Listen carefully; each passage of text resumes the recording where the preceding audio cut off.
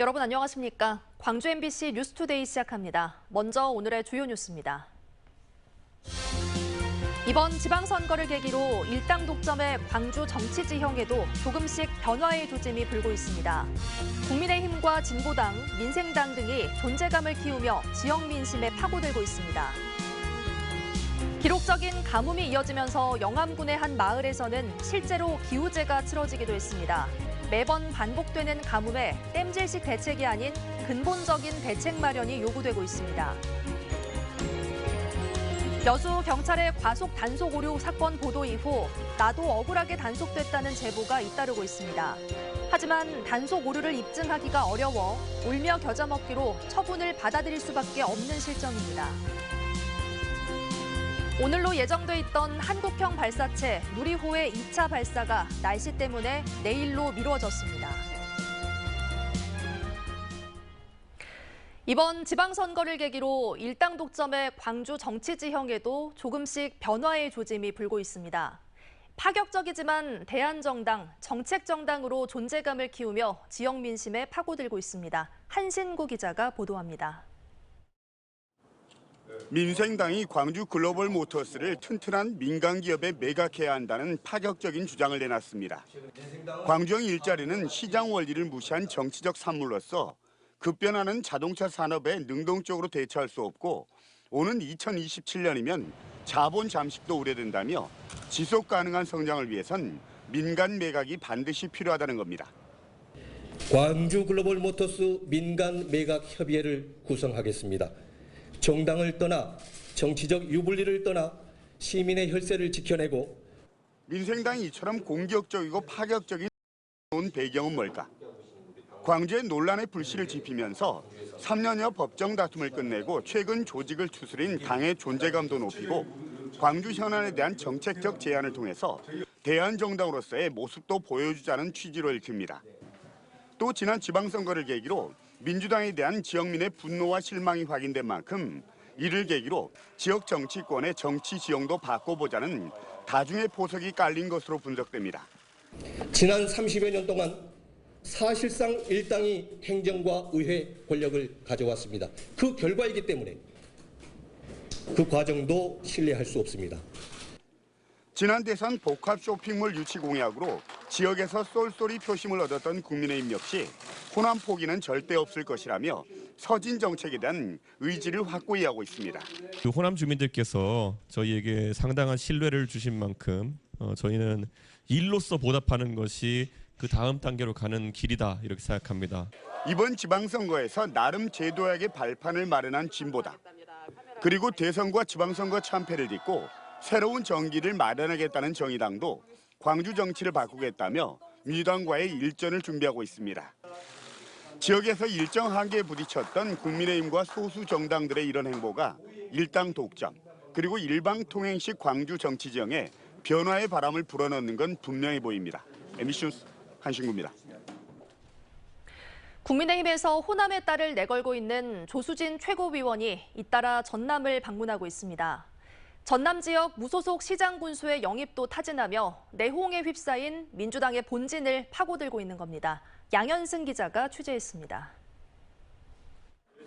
지난해 국민의힘 전당대회에서 호남의 딸을 내걸고 압도적 1위로 최고위원이 된 조수진 의원이 목포를 찾았습니다. 민생 점검을 표방하고 있지만 국민의힘의 민주당 본진 흔들기로 해석됩니다. 대선 패배 이후 비대위 체제마저 흔들리며 내홍에 휩싸인 민주당을 비판하며 조 의원은 말문을 열었습니다. 지금 더불어민주당은 DJ 민주당은 완전히 다른 정당이죠. 그런 의미에서 제가 국민의힘 소속이어서가 아니라 참 국민의 한 사람으로서 참 안타깝습니다. 내로남불이 김대중 정신이 결코 아니지 않습니까? 지난 6일 지방선거에서 전남 22개 시군 가운데 7곳에서 무소속 시장 군수 후보가 당선됐는데 국민의힘의 영입 작업이 시작됐습니다.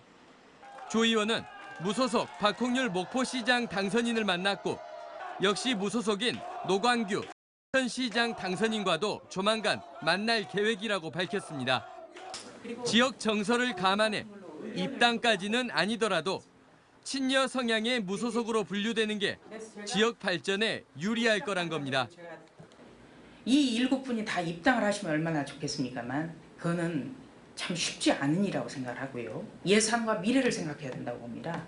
그래서 무소속 7분을 중심으로 해서 계속해서 간담회 이어나갈 생각입니다.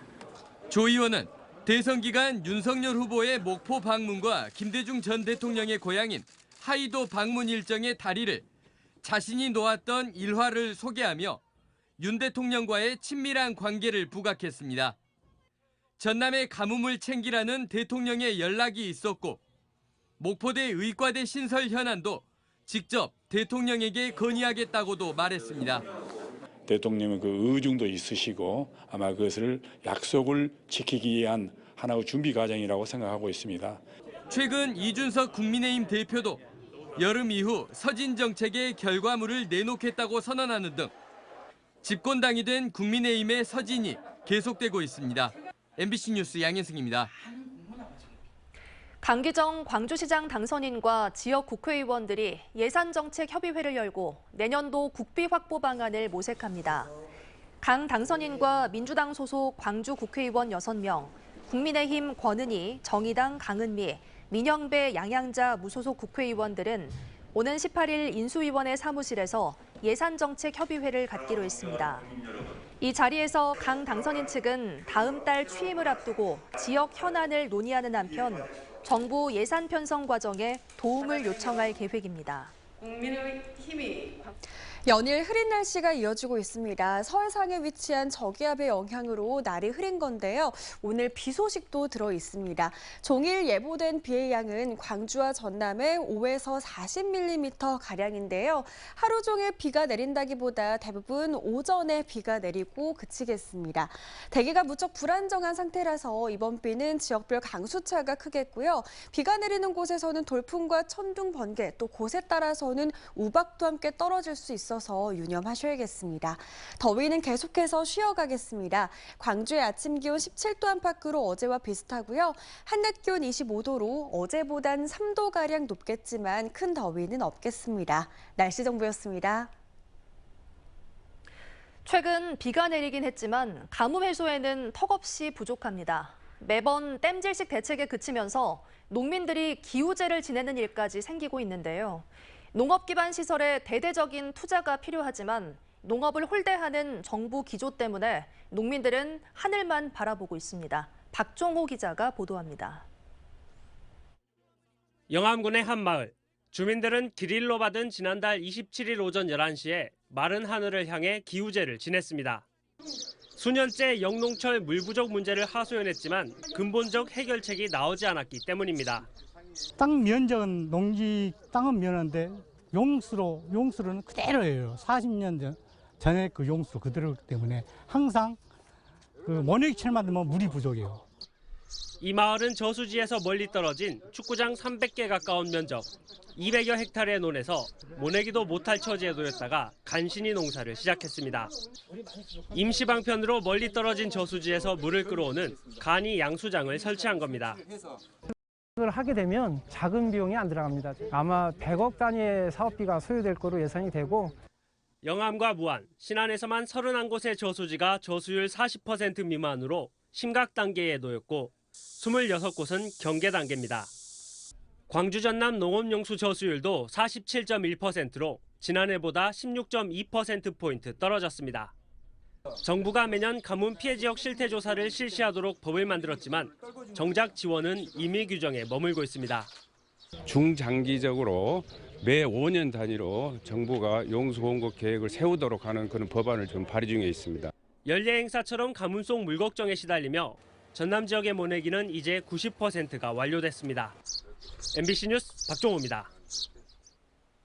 최근 과속 단속 오류로 억울함을 호소하는 사례가 잇따르고 있습니다. 일반 운전자들은 오류라는 걸 입증하기가 어려워 울며 겨자 먹기로 잘못된 처분을 그대로 받아들일 수밖에 없는 실정입니다. 보도에 강서영 기자입니다. 최근 경량 승합차 다마스가 계기판에도 없는 시속 152km 초과속을 했다며 면허 정지 처분을 받았다가 단속 카메라 측정 오류로 드러나 논란이 일고 있습니다. 화로차 기사 이권동 씨도 지난 2017년 여수산단 도로에서 규정보다 시속 59km를 초과한 시속 139km로 달렸다는 과태료 고지서를 받았습니다. 이 씨가 항의하자 경찰은 단속 카메라에는 문제가 없다고 대응했고 결국 해당 날짜에 시속 139km로 달린 적이 없다는 차량 운행 기록을 제시하고서야 겨우 구제받을 수 있었습니다. 여수경찰서 전화하니까 절대 카메라 이상이 없대요. 이거를 해명하려면은 할 방법이 없습니다. 무조건 내야 될 수밖에 없어요. 이처럼 종종 발생하는 황당한 과속 단속 오류. 그나마 차량 운행 기록이 남는 화물차는 해명이 비교적 수월한 편이지만 다마스처럼 일반 운전자들이 오류를 입증하기란 쉽지 않습니다. 단속 카메라 측정값을 반박할 물증을 운전자가 직접 찾아 해명해야 하기 때문입니다. 심지어 단속 적발 사실이 운전자에게 통보돼야 하는 의무 기한도 정해져 있지 않습니다. 일반 운전자들이 무고함을 입증할 수 있는 차량 블랙박스와 단속 지점 주변 CCTV는 2주면 대부분 사라지는데 운전자가 과속 적발 이후 수개월이 지나서야 통보를 받게 되면 입증은 거의 불가능해진다는 겁니다. 화로차 차주와 논란이 된 다마스 차주도 각각 단속 4개월과 6개월 뒤 통보를 받았는데 다마스 차주의 경우 블랙박스가 이미 사라져 억울함을 입증하지 못할 뻔했습니다. 경찰에서도 한 번 더 확인을 해봤을 수도 있는데 해보지 않고 무조건 차주에게만 책임을 전가하는 게 좀 잘못됐다고 생각을 했습니다. 안전한 도로 환경을 위해 점차 늘어나고 있는 과속 단속 카메라.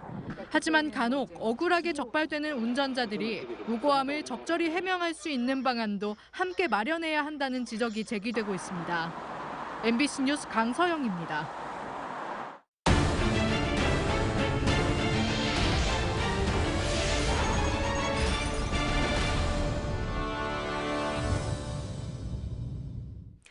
골재 채취 인허가와 관련해 수사 중인 경찰이 광산구청에 대해 압수수색을 벌였습니다.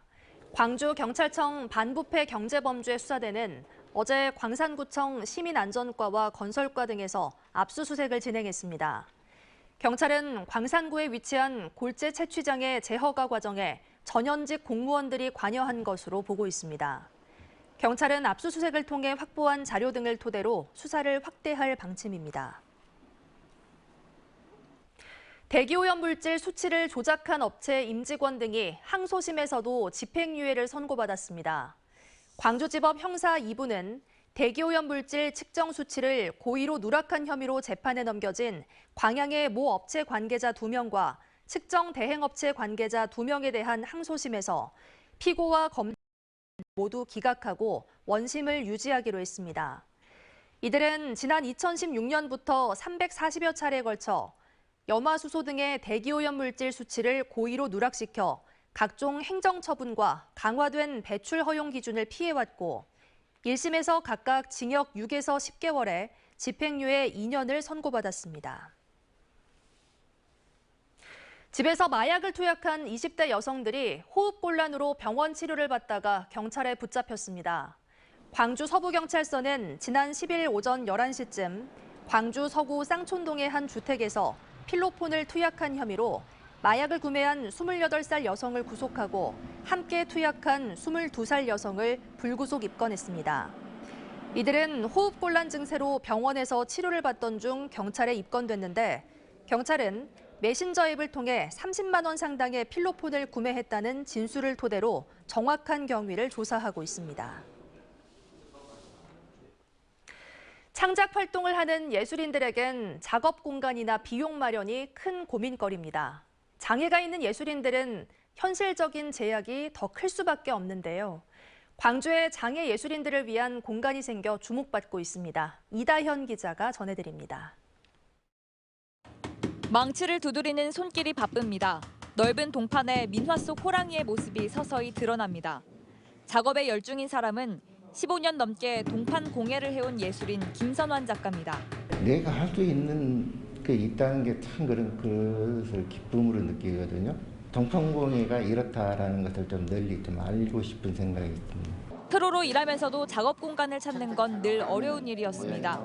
40여 년 전 척추를 다쳐 이동은 불편하고 집에서 일하자니 동판 두드리는 소리로 이웃에 피해를 끼칠까 노심초사.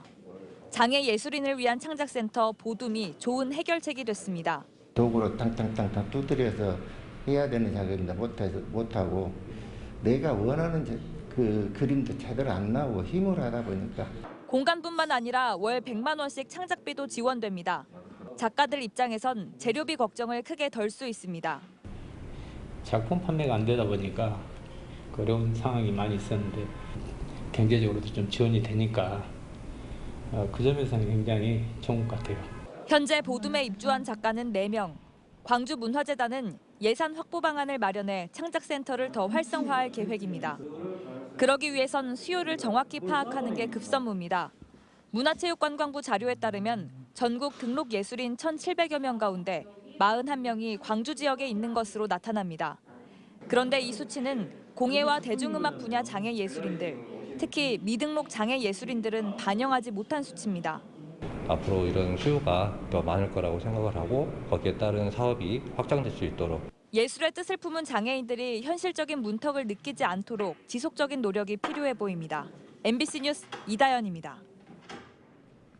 오늘로 예정됐던 한국형 발사체 누리호의 2차 발사가 내일로 미뤄졌습니다. 한국항공우주연구원은 나로 우주센터에 강한 바람이 불고 있고 향후 더 세질 가능성이 있어 발사대 기술진의 안전 확보가 어려울 수 있다고 판단해 누리호 이송과 발사 일정을 모두 하루씩 연기한다고 밝혔습니다. 일정이 연기되면서 누리호는 오늘 발사장으로 이송돼 내일 발사할 예정입니다. 전라남도는 2022년도 농업인 월급제 지원 사업 희망 대상을 시군 농협을 통해 이달 말까지 신청받고 있다고 밝혔습니다. 농업인 월급제는 농협과 농산물 출하를 계약해 판매하는 소득 금액의 60%까지를 월별로 나눠 미리 지급하는 사업으로 장목별로 월 20만 원에서 250만 원까지 지급됩니다. 행정안전부가 지방의회 의정활동 정보 공개 지침을 마련했습니다. 이에 따라 지방의회는 의회 운영과 의원 활동, 의회 사무 등 3개 분야 23개 항목의 정보를 공개하게 되고 지방의회 홈페이지에 정보 공개 메뉴를 탑재하도록 했습니다. 지방의원 의정비, 평균 회의 출석률, 의안 발의 건수, 민원 처리 현황 등은 내년부터 지방자치 정보 공개 시스템에 공개될 예정입니다. 물가 충격에 국내 자본시장이 크게 흔들리는 가운데 지역 투자자들의 심리도 위축되고 있는 것으로 나타났습니다. 한국거래소 광주사무소의 5월 광주전남 주식거래 동향에 따르면 지난달 광주전남의 주식거래 대금은 6조 4,695억 원으로 전달에 비해 9,051억 원, 12.3% 감소했습니다. 지역 투자자들의 주식거래 대금 비중도 전달 0.84%에 비해 0.1%포인트 낮은 0.79%로 나타났습니다. 연일 날이 흐립니다. 서해상에 위치한 저기압의 영향으로 날이 흐린 건데요. 오늘 비 소식도 들어 있습니다. 광주와 전남에 종일 예보된 비의 양은 5에서 40mm가량인데요. 종일 비가 내린다기보다 대부분 오전 중에 비가 내리다 소강 상태를 보이겠습니다. 대기가 무척 불안정한 상태입니다. 이번 비는 지역별 강수차가 크겠고요. 곳에 따라서는 돌풍과 천둥, 번개, 또 우박이 떨어지는 곳도 있을 수 있습니다. 유념하시기 바랍니다. 더위는 계속해서 쉬어가겠습니다. 광주의 아침 기온 18도 안팎으로 어제와 비슷하고요. 한낮 기온 25도로 어제보단 3도가량 높겠지만 큰 더위는 없겠습니다. 목포의 낮 기온 24도 예상되고요. 진도에서도 한낮 기온 24도 보이겠습니다. 곡성의 낮 기온은 26도, 보성의 낮 기온은 25도 안팎 예상됩니다. 바다의 물결은 전해상에서 최고 2m로 일겠습니다. 당분간 낮 기온은 점차 오름세를 보이겠고요. 금요일부터 다시 30도 안팎의 더위가 이어질 전망입니다. 날씨 정보였습니다. 이상으로 뉴스 마칩니다. 함께해 주신 여러분 고맙습니다.